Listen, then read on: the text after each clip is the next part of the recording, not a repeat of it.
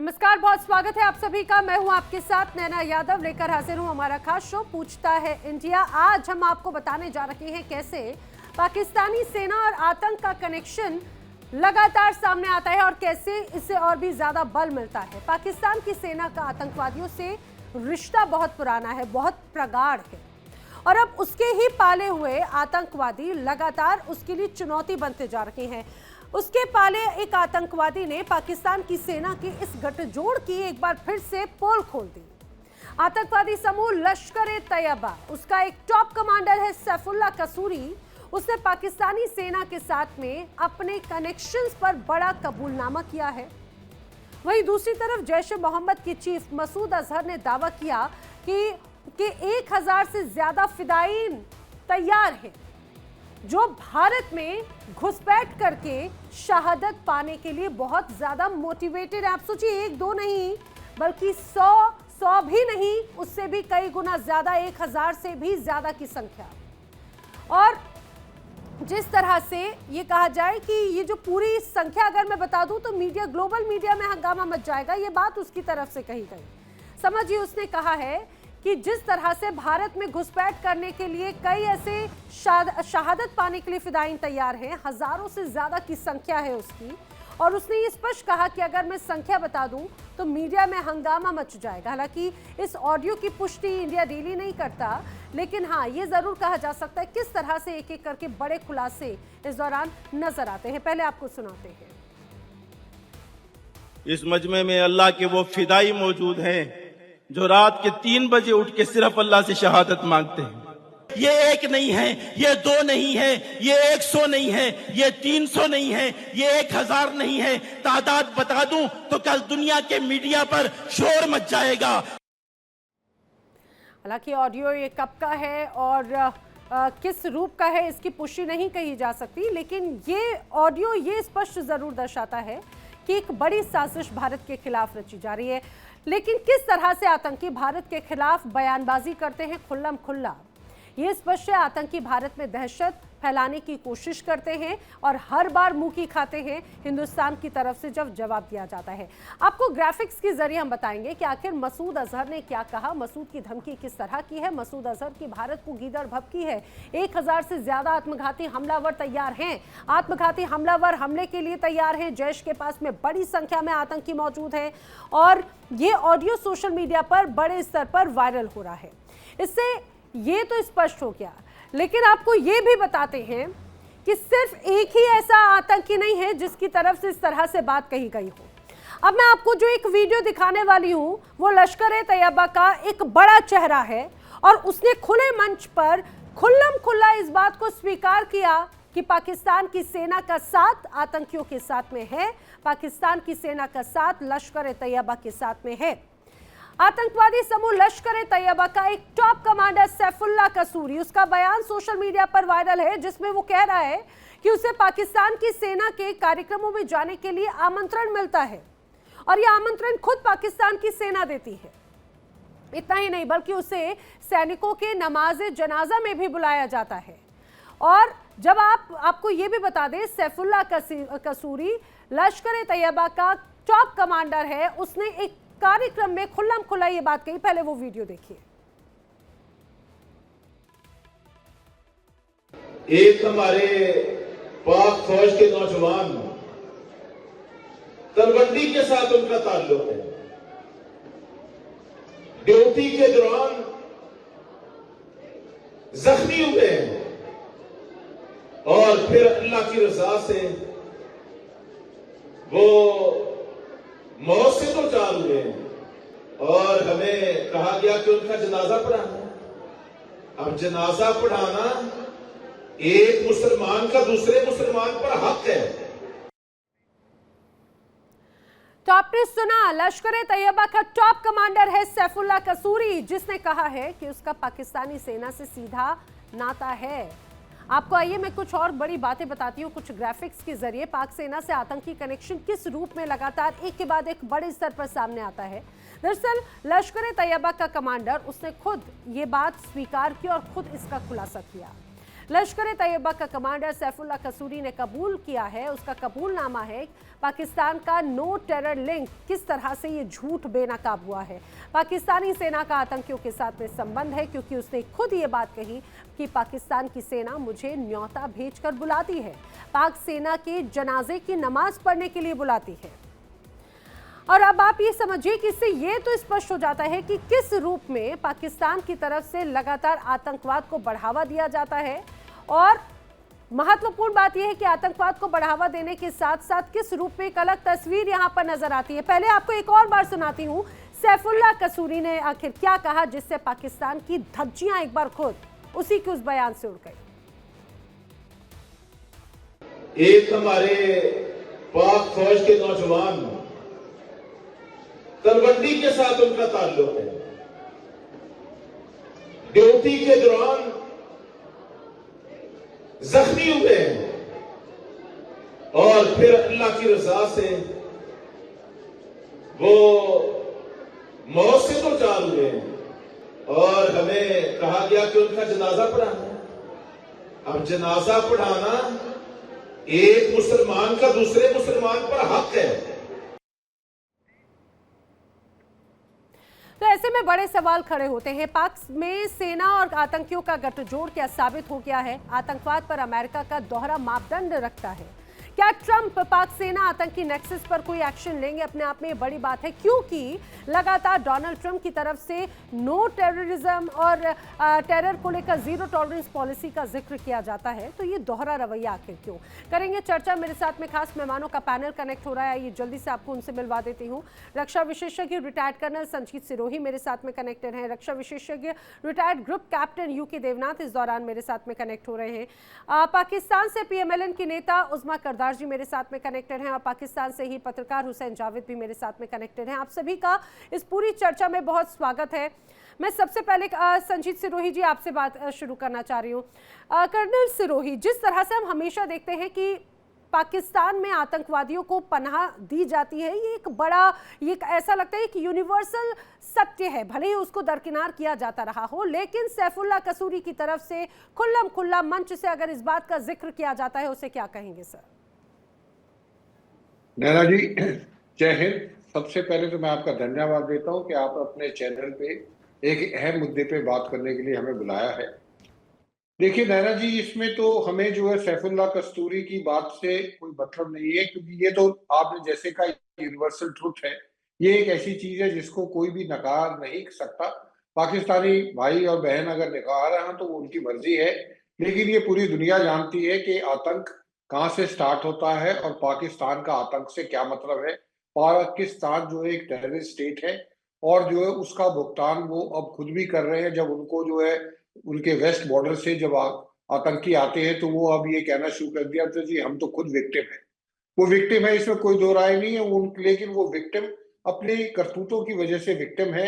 उन्होंने जब उसको पाला ही, जब सांप को पालोगे तो वो सांप को नहीं पता कि वो किसको काटेगा, वो जिसका दिल करेगा उसको काट देगा। तो वही हाल है। तो इसलिए सैफुल्लाह कस्तूरी जो बोल रहे हैं कि जी हमारे तो पाकिस्तान फौज के साथ जो है ताल्लुकात है, हमें फंक्शन में बुलाया जाता है, हमें नमाज जनाजा में बुलाया जाता है, तो इसमें कोई नई चीज नहीं बता रहे। वो हमको पूरा का पूरा पता है उसका कि वो पाकिस्तान का जो है ISI, मैं ये नहीं कह रहा कि पाकिस्तान सरकार या पाकिस्तान अवाम इस चीज को चाहता है, लेकिन हाँ ISI जरूर जो है टेररिस्टों की फंडिंग करती है, टेररिस्टों को पनाह देती है और टेररिस्टों को बताती है कि क्या करना है। क्योंकि उनके लिए भारत को एंगेज करना ये सबसे सस्ता ऑप्शन है, क्योंकि अगर लड़ाई करेंगे तो एक महंगा ऑप्शन है। तो इसलिए भारत को जो है किसी तरीके से अनस्टेबल करना, दहशतगर्द फैलाना, ये उनका जो है। भारत को करने की भले कोशिश की जाती हो, लेकिन अनस्टेबल पाकिस्तान खुद किस रूप में, ये तो हम सभी जानते हैं और ये भी अपने आप में बड़ी बात हो जाती है। लेकिन मैं यहाँ पर उज़मा करदार जी से इस बात का जवाब लेना चाह रही हूँ। उज़मा करदार, बार बार ये कहा जाता है पाकिस्तान की तरफ से, आप ही की तरफ से बार बार ये बात आई कि 78 सालों में पाकिस्तान ने ये कहा जाए आतंक का दंश झेला, आतंक की परिस्थितियां देखी, लेकिन लश्कर तैयबा के अलग अलग ऐसे कार्यक्रम कई बार ऐसे हाल ही में हुए। अब तो यहाँ पर जो सैफुल्लाह कसूरी उसका टॉप कमांडर है, आपकी नाक के नीचे वो बड़ी बातें इस तरह से कह दे रहा है, वो खुद खुलासा कर रहा है कि कैसे पाकिस्तान की सेना उसे बुलाती है, पाकिस्तान की सेना के साथ में उसका कनेक्शन है। जी देखिए, मैं आपके प्रोग्रामों में काफी अरसे से मैं आ रही हूँ और मुझे ये फील होता है कि आप लोगों को ऑब्सेशन हो गई है। आप लोग समझते हैं कि जो आतंकवादी हैं ये भी कोई ब्लॉकबस्टर मूवी के किरदार हैं, हम जहां मर्जी इनका मुंह मोड़ के इधर कर दे, कभी लेफ्ट कर दे, कभी राइट कर दे, कभी हम कहें कि पाकिस्तान में ये ग्रुप ऑपरेट कर रहा है, कभी हम कहेंगे कि फलाना।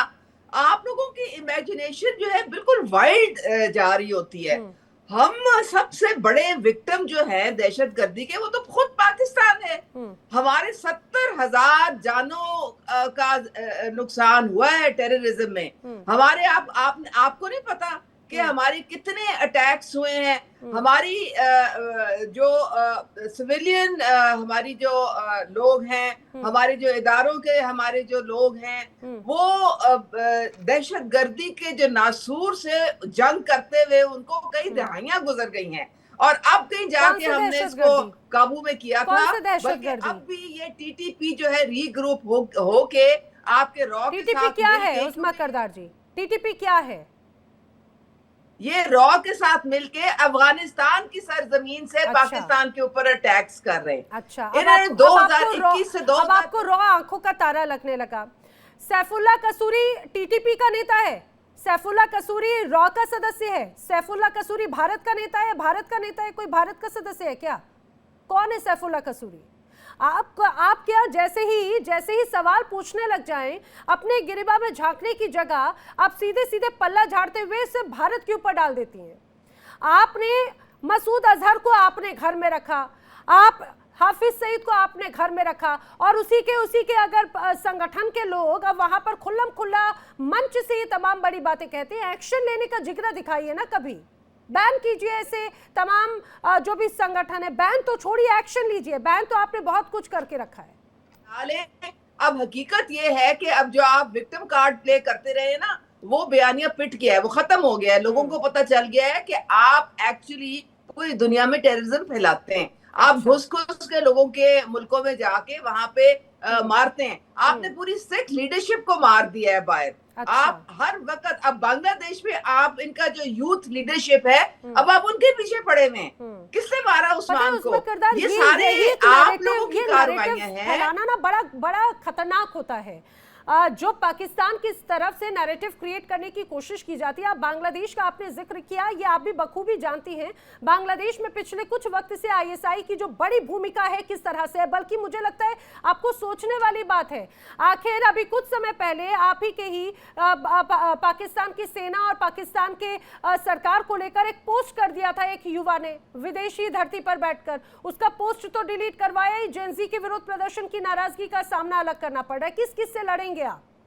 क्योंकि आपने ये नाराजगी बोई है। यूके देवनाथ जी बार उस्मा जी कहती हैं कि भाई हिंदुस्तान ने उनको परेशान करके रखा है। सैफुल्लाह कसूरी कौन है?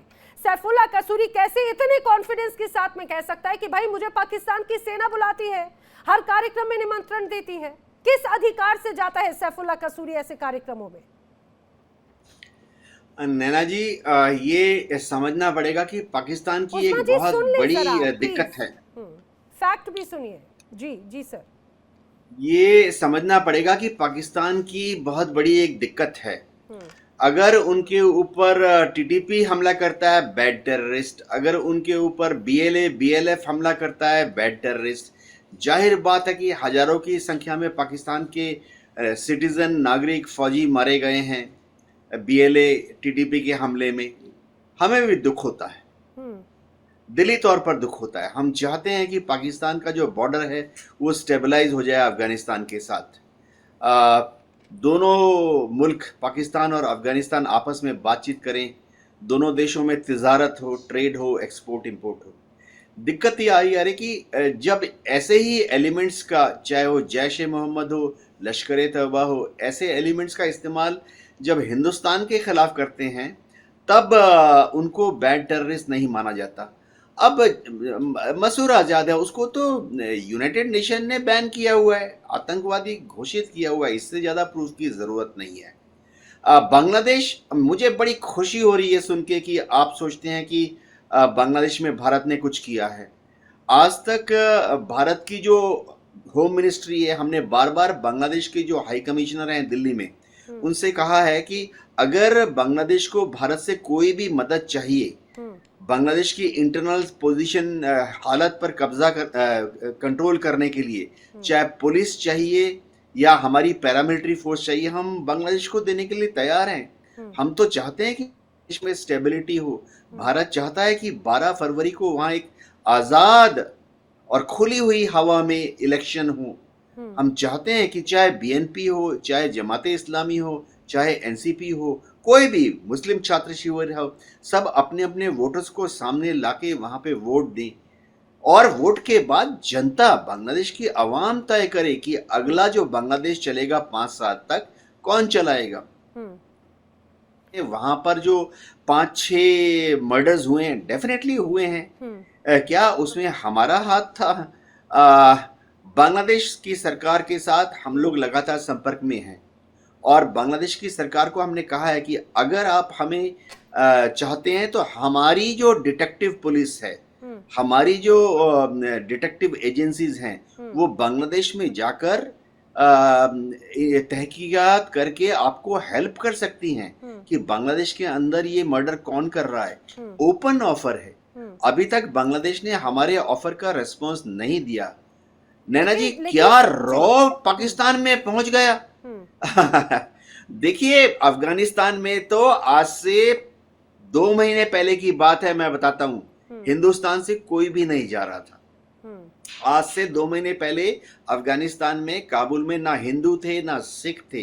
काबुल, कंधार, हेरात, वहां पर इंडियंस को देखते ही उनको नियरेस्ट पुलिस थाने में ले जाते थे। तो ऐसी हालत में कैसे रॉ अफगानिस्तान से काम करेगा? क्या हम बलूचिस्तान में कुछ कर रहे हैं? ये तो बचने के तमाम, अपने आप को बचाने के तमाम अलग अलग पहलू बताने की कोशिश होती है, सिर्फ और कुछ नहीं बहाने। अगर रही बात रॉ की और अफगानिस्तान के साथ में जब भारत का कनेक्शन अगर इस्टेब्लिश होता है, तो मैं बार बार कहती हूँ, कोई भारत और अफगानिस्तान के रिश्ते आज के नहीं है, सदियों दशकों पुराने हैं, बल्कि सदी सदी से पुराने हैं। और अगर अभी मौजूदा वक्त में भारत और अफगानिस्तान के अगर ताल्लुक बने भी, हिंदुस्तान ने वहां पर इंफ्रास्ट्रक्चर डेवलपमेंट के लिए इन्वेस्टमेंट किया, हिंदुस्तान ने वहां पे स्कूल, सड़कें और बाकी जो बेसिक नेसेसिटीज है वो प्रोवाइड करवाई। अफगानिस्तान के साथ में इतना लंबा कनेक्शन था पाकिस्तान का, पाकिस्तान ने क्या दिया उसे?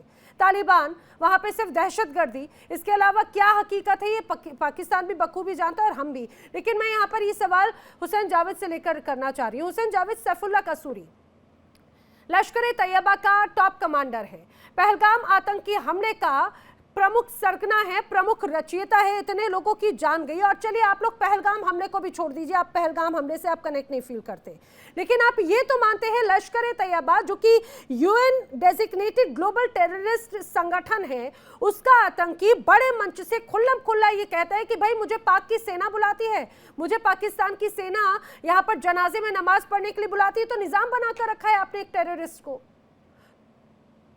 जी मैम, सबसे पहले आपका शुक्रिया कि आपने इनवाइट किया और जो हमारे पैनलिस्ट हैं उनको भी सलाम। देखिए, पहली बात तो ये कि आपने मसूद अजहर का एक आपने ऑडियो बयान सुनाया और उसके साथ आपने ये भी कहा कि हम इसको सही तरह से वेरीफाई कर भी नहीं सकते। अब जितना भी आपने सुनाया ठीक है, उसमें ना उसने हिंदुस्तान का नाम लिया, ना उसने कश्मीर का नाम लिया, ना ही उसने ये बताया कि 1000 से ज्यादा लोग जा रहे हैं। उसने तो ना हिंदुस्तान का नाम ही नहीं लिया उसमें। आप ऑडियो सुनना चाहते हैं दोनों? आप चाहेंगे मैं दोबारा प्ले करवाऊंगी? नहीं, जो आपने प्ले किए मैं उसकी बात कर रहा हूँ कि उसमें ना हिंदुस्तान का नाम था, ना उसमें कश्मीर का नाम था। और मुझे ये भी नहीं पता कि ये बयान कब का है। हो सकता है ये 2002 का बयान हो, ये 99 का बयान हो। ऐसी कोई आपके पास कोई इस वक्त है नहीं कि हम उसको वेरीफाई इस तरह से कर सके। दूसरी बात, ये बात ठीक है कि जिस संगठन से मसूद अजहर का ताल्लुक है और आपने यूएन का हवाला दिया कि वहां से इनको बैन किया गया, तो 24 साल हो चुके हैं। पाकिस्तान ने भी एलटी को और जेश को बैन किया हुआ है। इनके इंफ्रास्ट्रक्चर को पाकिस्तान के अंदर बंद किया हुआ है। लेकिन 24 साल ऐसा ये बैन किस तरह का, ये पाबंदियां किस तरह की होती हैं हुसैन जावेद, जो सिर्फ दिल को खुश करने के लिए कागजी तौर पर है, जमीनी स्तर पे कुछ नहीं? खुल्लम खुल्ला मंच साझा होते हैं, खुल्लम खुल्ला रैलियां होती है, बयान आ जाते हैं। देखिए मैम, इसमें ये कि मैं भी इंडियन मीडिया पे अक्सर आता हूँ, आपके शो में भी आता हूँ, हम अपने पैनलिस्ट को भी सुनते हैं, हम इंडिया की रिपोर्ट्स को भी देख रहे होते हैं। 3-4 माह से इंडियन मीडिया के अंदर इस तरह के दावे की जा रहे थे कि अजहर की बहन एक्टिव हो गई है, उसने 500 खवातीन को मिला के एक संगठन इस तरह से तैयार कर लिया। हमें पाकिस्तान में वो संगठन आज तक इन 5 महीनों में कहीं दिखाई नहीं दिया। नंबर 2, अब तो ये भी आ रहा है, कोई आतंकी भी नजर नहीं आता ना हुसैन जावेद। बड़ी दिक्कत तो यही होती है, अगर आपको नजर आता तो आप कंट्रोल कर लेते। आपको तो अभी तक ये भी नजर नहीं आता कि हाल ही में पीओके में बाकायदा यहाँ पर हमास का एक लीडर आके बैठक कर लेता है, उस तक को सीधे सीधे दरकिनार कर देते हैं। कार्यक्रम में पहुंच जाता है, आप उसको भी दरकिनार कर देते हैं। आपने ना कभी आपको ओसामा बिन लादेन नजर आया, ना हाफिज सईद नजर आया, ना दहशतगर्दी को बढ़ाने वाले लोग नजर आए। मैं यही बात बिल्कुल आगे करने लगा था जो आपने की, कि अब तो हमास का नाम भी हमसे इस तरह जोड़ दिया गया कि पता नहीं कहां से वो पाकिस्तान के अंदर आ गए और यहाँ पे बैठ के इंडिया के खिलाफ प्लानिंग कर रहे हैं। मतलब इससे ज्यादा बड़ा मजाक हो क्या सकता है, ये मेरी समझ में नहीं आया। और फिर एक और नाम इंडियन मीडिया के ऊपर इस वक्त सबसे ज्यादा हिट है, इससे ज्यादा कोई हिट नाम ही नहीं है, और ये है सैफुल्लाह कसूरी का, जिसको इंडियन मीडिया पे हमने सुना